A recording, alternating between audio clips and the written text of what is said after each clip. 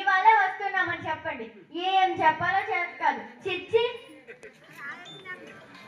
ఏమిటి నాన్న, ఎక్కడికి తీసుకొని వెళ్తున్నారు నానమ్మని? అవన్నీ నీకెందుకే, నోరు మూసుకొని వెళ్ళి చదువుకోపో. అమ్మ నువ్వు కొద్దిసేపు ఆగు. నాన్న నువ్వు చెప్పు, ఎక్కడికి తీసుకొని వెళ్తున్నారు నానమ్మని? ఏం లేదమ్మా, నాన్నమ్మ వయసు చాలా ఎక్కువగా అయిపోతుంది కదా, అందుకే అనాథాశ్రమంకి ఫోన్ చేశాం. ఓ అవునా, అయితే నంబర్ నాకు కూడా ఇవ్వండి. మీరు కూడా ముసలాయిగా మిమ్మల్ని కూడా అక్కడికే పంపిస్తాం. చూడండి ఎలా మాట్లాడుతుందో. ఆ ముసలావిడి గారాబం వల్ల ఇది ఇలా తయారవుతుంది. అమ్మ నేను కొంచెం సేపు ఆగమన్నానా? ఇందాక పాచిపోయిన ఉప్మా నానమ్మకు పెట్టావు కదా, అదేదో నువ్వు తినొచ్చు కదా, లేదంటే నాన్నకు పెట్టొచ్చు కదా, పోనీ నాకు ఇవ్వచ్చు కదా.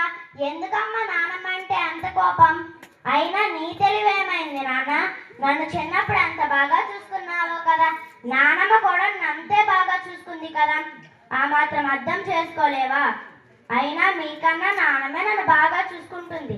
రోజు కథలు చెప్తుంది, పాటలు పాడుతుంది, నాతో ఆడుకుంటుంది. మీరేమో పనుంది అని తప్పించుకుంటారు. నానమ్మ వెళ్ళిపోతే నాతో ఎవ్వరూ ఆడుకోరు. అందుకే నన్ను కూడా నాన్నతో కలిపి పంపించండి, అప్పుడు మీ ఇద్దరే హ్యాపీగా ఉంటారు. అంతంత పెద్ద పెద్ద మాటలని మమ్మల్ని బాధ పెట్టకు తల్లి. నానమ్మ బాధపడదా అమ్మా? మా తప్పు తెలుసుకున్నాం తల్లి, మమ్మల్ని క్షమించు.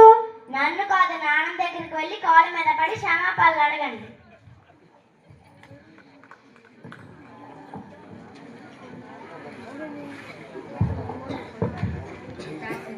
మమ్మల్ని క్షమించు అమ్మా. మమ్మల్ని క్షమించండి అత్తయ్య, మీరంటే ఏంటో తెలుసుకోలేకపోయాం. వెరీ గుడ్, ఇక లేవండి. క్షమించింది. ఎందుకంటే మా నాన్నమ్మ బంగారు కొండ.